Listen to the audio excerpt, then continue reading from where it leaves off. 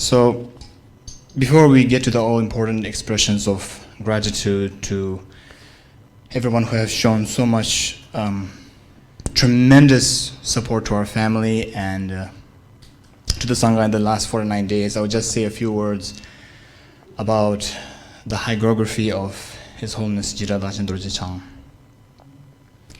Actually, we call this Namtar in Tibetan, which literally means thorough liberation.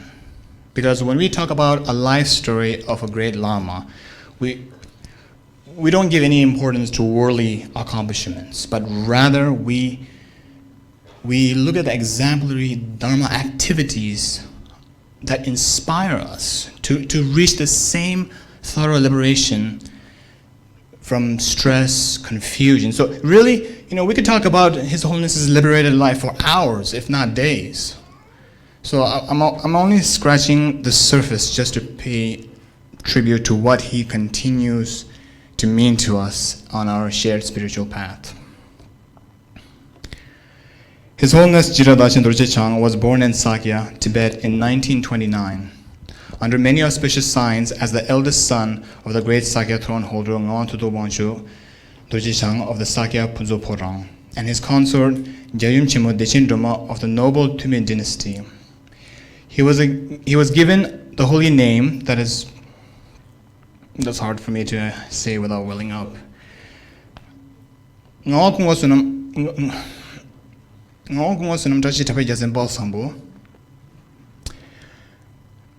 little later, he was bestowed the additional names Jira Chule Namjal. As a progeny of the Kun dynasty, he was recognized as emanation of the great bodhisattvas Manjushri, Avalokiteshvara, and Vajrapani, as well as Guru Pema Sambhava, and also as the reincarnation of one of his noble father's great teachers, Tudin Kinjin Gyasi Chuginyama of Sakya Monastery.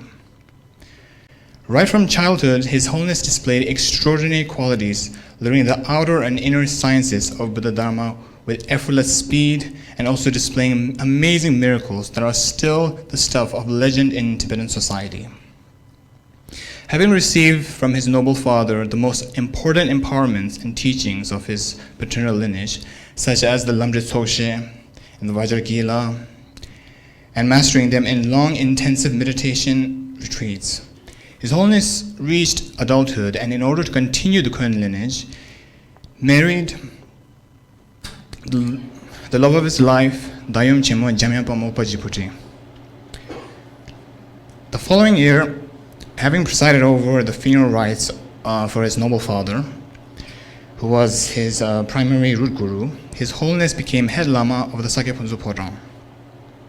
Although His Holiness was born a 10th Burmese Bodhisattva, but to inspire ordinary people as to the correct path of a dedicated pursuit of learning, he ventured to come East Tibet to broaden his training even further at Dzongsa Institute under the renowned Rinpoche masters Jaya Khyentse Chügyö Lodrö and Thingu Khyentse Rapsal Dawa, and other great lamas. During that time, the political turmoil that would eventually cause the Sakya family to leave Tibet was in full swing. And His Holiness traveled to Beijing with other Tibetan religious leaders to represent Sakya for a series of meetings with the new Chinese leadership. Still, his learning continued, and during those years he received countless transmissions, including the Lamdre Lopshe, the Compendium of Tantras, the Compendium of Sadhanas, the Jewel Treasury of Dharmas, the Treasury of All Instructions, and so many more. Having immense devotion to his gurus, the manner in which these transmissions were received was like pure water being passed from one vessel to another, until His Holiness became the true owner of all the Buddha Dharma, as transmitted in every authentic lineage without sectarian biases. Not only did he receive them purely, study them, and meditate on them, he memorized and mastered even the subtlest aspects of his guru's instructions, such that he became a master of masters, who the most renowned lamas of all traditions would consult for instructions and clarification. So during his time in Kham, his teaching activities expanded greatly. He bestowed the Lamdre Lopshe and many precious cycle of teachings in many thriving Dharma communities. He also expanded the Kun dynasty, with Minzu Rinpoche being born in 1953 and Anu Rinpoche in 1955, and then in Lhasa, Mother Rinpoche in 1957. He also granted the Lamde Tsokshe back in Sakya and then gave innumerable other teachings. In that way, an enormous amount of fortunate people were set on the path of ripening and freedom by His Holiness across the Tibetan plateau. There are still many elders there from that time who tell their children and grandchildren the legendary stories of His Holiness's miracles, healing, exorcism, divination, and profound Dharma teachings. However, the political situation in Tibet became more and more difficult, and finally in 1959, His Holiness and his family were forced to flee into exile. After a short period of sanctuary in India, during which His Holiness continued to help the Sakya and general Tibetan community in many ways, in 1960, he accepted an invitation from Professor Wiley to participate in the seminal Tibetan Studies program at University of Washington here in Seattle. Thus, with his own immediate family and also his eminent brother Tile Rinpoche and our maternal uncle, the great Lama Deju Rinpoche, as well as his sisters, three of whom are still with us today, His Holiness became one of the first Tibetan Lamas and certainly the highest ranking to set his lotus feet here in the home of the brave and the land of the free. His Holiness assisted in several other important university programs, and after a decade was able to establish a Buddhist center with Deju Rinpoche, the original Sakya Tejin Choling.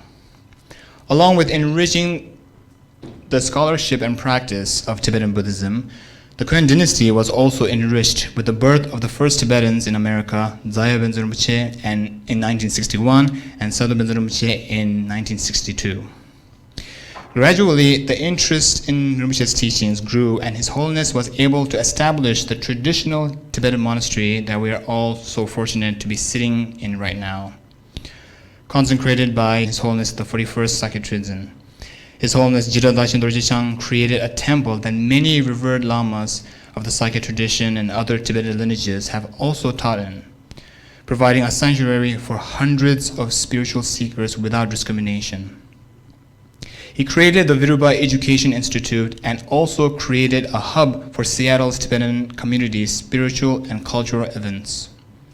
Not only did he bestow many teachings and preside over an unending stream of pujas and meditations here, His Holiness turned the wheel of Dharma in many other parts of America and in many other countries across many parts of Asia and Europe, founding centers in Taipei, Hong Kong, and elsewhere. He was also able to return for short visits to Tibet, where thousands thronged just to catch a glimpse of this great Vajradhara. He bestowed the entire Lamde Tsokshe again in Darjeeling and twice in Nepal for students from across the globe, and took students on several pilgrimages to the holy places of India and Nepal. And as the lineage of teachings continued, so did the lineage of the Sakya dynasty, with the birth of His Holiness' beloved grandchildren and great-grandsons.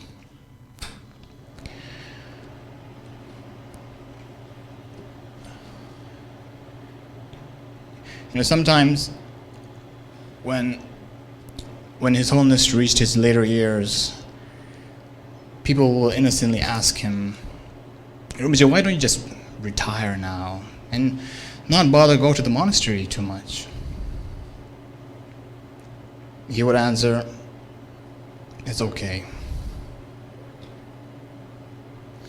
Unless his health really dictated otherwise, he was here. He sitting in that office, always available to listen to anyone who needed him, sitting in that throne, bestowing vast, profound teachings, initiations, leading pujas, leading meditations that brought our community together. Such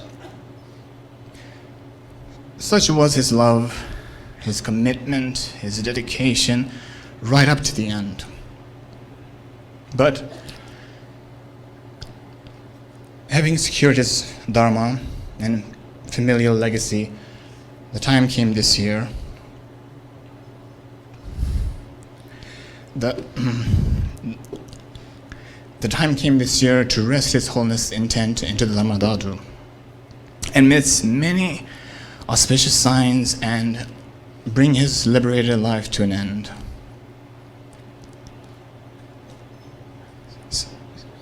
Speaking personally, he was my road guru. He was my tutelary deity. He was my Buddha, my Dharma, my Sangha, my protector. He was my world. And,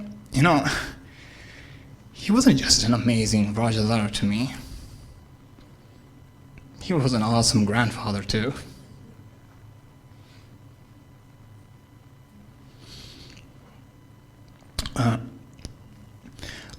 A wonderful Lama, a husband, a brother, father, a friend. I loved him when he was wise. I loved him when he was compassionate. But also, I loved him when he was funny. Also, even when he was firm or when, he was just quiet. And as many of you will agree, he wasn't just our spiritual guide. He was our friend. A very good friend. Unconditionally loving, open, honest. Sometimes outrageously funny. He was Jigdal Dagchen, the great Lord beyond fear. He wasn't afraid of, he really was fearless. He wasn't afraid to face any hardships, or he wasn't afraid to do or say whatever it took to point us in the direction of awakening. He was there for us. And he is still here for us. In order to teach us the complacent practitioners a lesson in impermanence, he had to display passing into final nirvana. But the wisdom, the compassion, the power that was my grandfather will never be destroyed by the waves of samsara. He ushered us into a mandala, the mandala of all the Buddhas, and germinated the seed of awakening within us. And his fervent wish was that the monastery's activities that he set up for us, like the Sunday Generosity, the VEI classes, and so on, will continue without interruption. And until we reach our goals of full enlightenment, for the sake of all sentient beings, I know that His Holiness Jigdal Dagchen Dorje Chang will never stop answering our prayers and bestow his blessings whenever we need him. Thank you.